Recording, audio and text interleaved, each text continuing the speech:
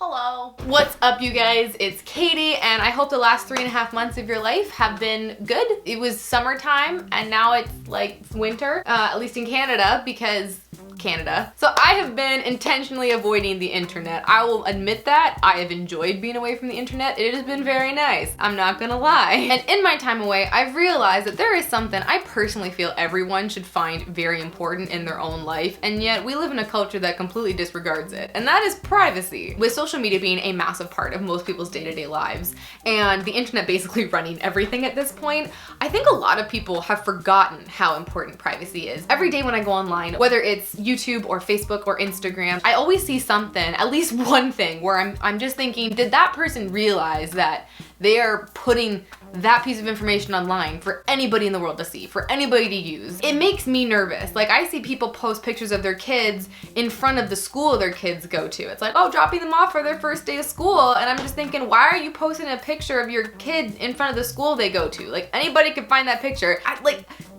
Doesn't that seem a little bit not wise? And I don't mean to be paranoid or freak people out. I'm just saying, maybe we should all call for a little bit of wisdom and discretion when we're posting things online, right? But see, there's more thoughts I have, as always, when it comes to privacy, because it's not just that. It's also this idea that we as people feel like we have the right to information that we don't actually have the right to. You see, you follow your friends and celebrities on the same platform, right? Like, you'll be scrolling through Instagram, and 1 second it's Ariana Grande, and the next second it's Susan from math class. So you feel almost as if you viewed their stuff in the same way. You feel this almost false sense of connection, I guess, is my point. And I'm not a celebrity by any means. Like, that's not where this is going. I'm so irrelevant at this point. I mean, like, no.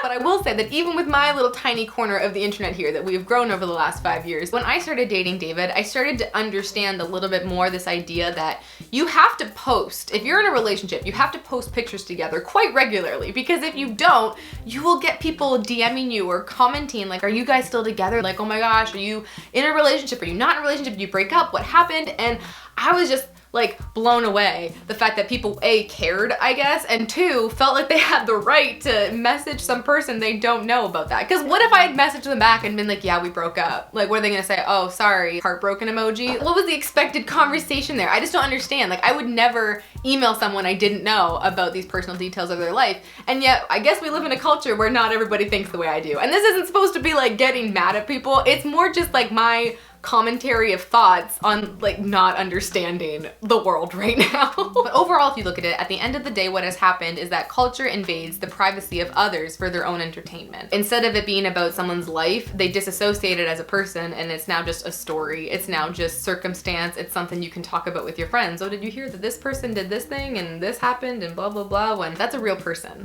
And kind of messed up.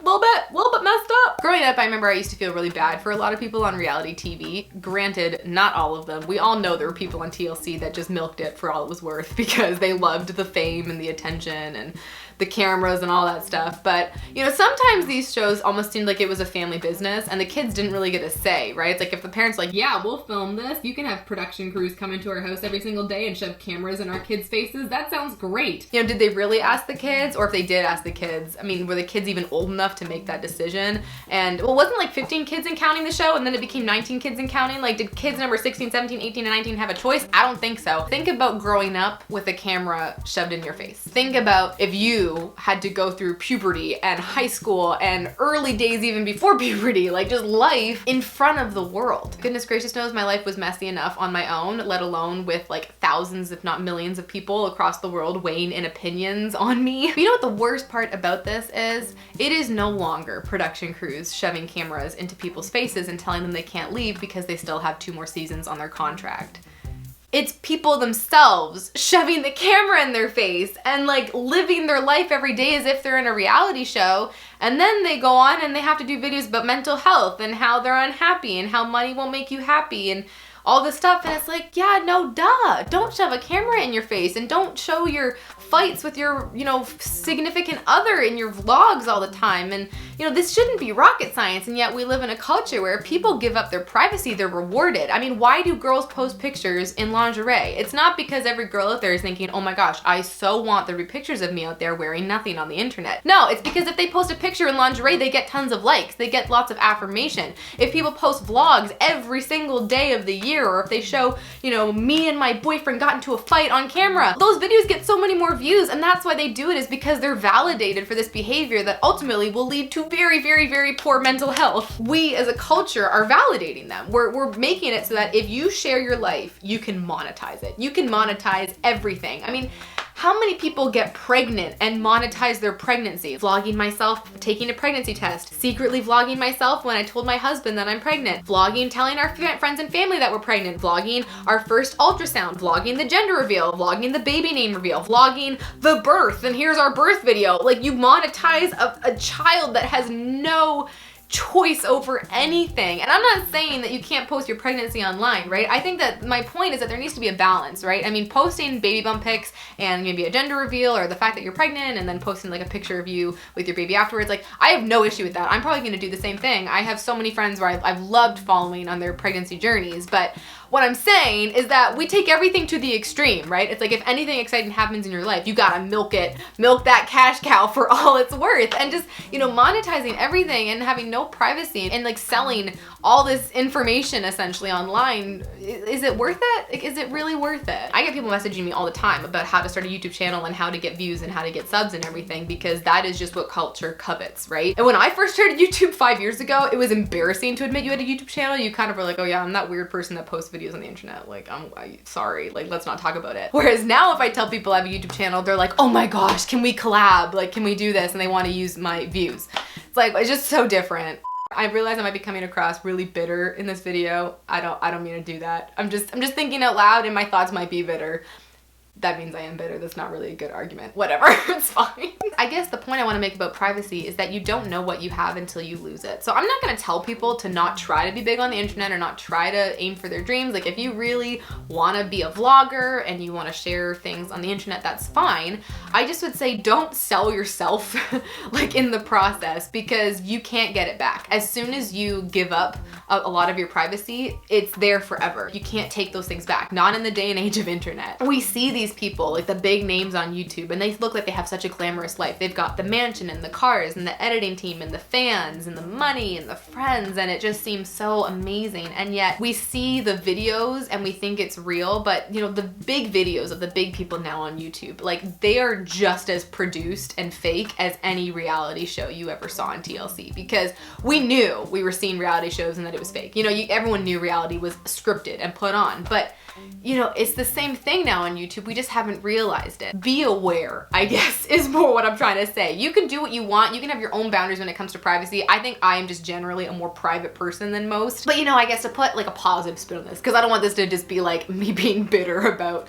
you know, the way the platform is heading right now. I do have friends who have like really successful YouTube channels, you know, millions of subscribers, hundreds of thousands of subscribers, and they do it so well. You know, they share their life, but they also know when to turn the camera off. And I think that is something that I just want to make the point of, is we need to get to the point where we realize what's appropriate to share and what's appropriate to not share. And so I appreciate it when I see my friends knowing this is a great thing to show. We're gonna film this, it was fun, we show you guys, and it's part of our experience on our channel, but we also turn the camera off. You know, they have their own systems to making sure that their life doesn't become a reality show where they feel the need to share everything on the internet. And I think the reason I'm so passionate about this is because, to be honest, I didn't always feel this way. I used to be one of those people that was, I would say, in my mind, chasing fame. I wasn't really living it out. I wasn't very good at it, but in my mind, I wanted the numbers. I wanted the likes. I wanted the followers. You know, before I was in a relationship, I would be like, oh man, I hope one day when I date someone, he'll be like a photographer or a videographer, and he can help me look good in videos, and he can take pictures of me for Instagram, and it'll just be perfect and magical and great. And then I fell in love with David. And he's like the least social media friendly person ever. But you know what? That's just one of the many reasons I love him, is because he's taught me to value and love my privacy, because I was at a point where I would have almost been willing to sacrifice all that just for views. And I just don't think that way anymore. I was obsessed with numbers in high school. I could tell you right now, like the first picture I ever posted on Instagram that passed 200 likes, 1,000 likes, or 3,000 likes, or any of that. Actually, I was proud of the 2,000 likes picture, because I still, like, that's a really good picture. But anyway, I'm a people pleaser to my core, you know? All people pleasers unite. It is a hard life we lead sometimes, but I had to learn the hard way that, you know, it's hard enough to please people in your everyday life, and you can't even please all of them. It's not even worth trying to please everybody on the internet, people people that you will never see. You know, the last video I posted on this channel probably received more hate than I've ever received ever, like cumulatively in my entire YouTube span. And I needed a break. I needed some privacy. I needed some time away, because if I had continued to post and if I'd continued to be in the mental headspace I was at the time, it would have been bad. Waking up every day, of course I was home alone because David was away with the military, as always, you know, but waking up every day and being greeted with quite literally thousands of disgusting comments calling me the most awful names, and seeing people using my face and weird expressions in their thumbnail, I had to realize that, you know, I have given up a little bit of privacy. Just posting videos as I have on the internet, I've given up some privacy, but I also have control over what I post. I have control over what I say, and that is an empowering thought. And when David got home later from Europe that week, I was trying to explain to him how I had felt when I felt like everyone hated me, and all I could say to him was like, it's so loud, like, David, it's so loud. I can't turn off the thoughts. Like, they're there all the time. Like, I'm rereading the comments in my mind all the time. But again, what that experience taught me was just to be so grateful for the privacy I do have, because nothing teaches you to value privacy more than people trying to take your privacy away from you and like blast you all over the internet saying mean things about you. That'll do a good job. So anyway, I don't want to end this on a depressing note. I just want to say, you know, that's how I see this topic, and everyone has to make their own boundaries and everyone has to make their own decisions. And I'm not telling you don't get famous on the internet because it sucks. I think it can be done healthily, like I said. I just think that if you have to sell your soul to get views, it's not worth it, okay? That's the point I want to make. Thank you so much for watching. I hope at least half this video made sense, and I hope that you enjoyed it. And until the next time I see you guys, have a great life. Don't be stupid or make bad decisions. Bye.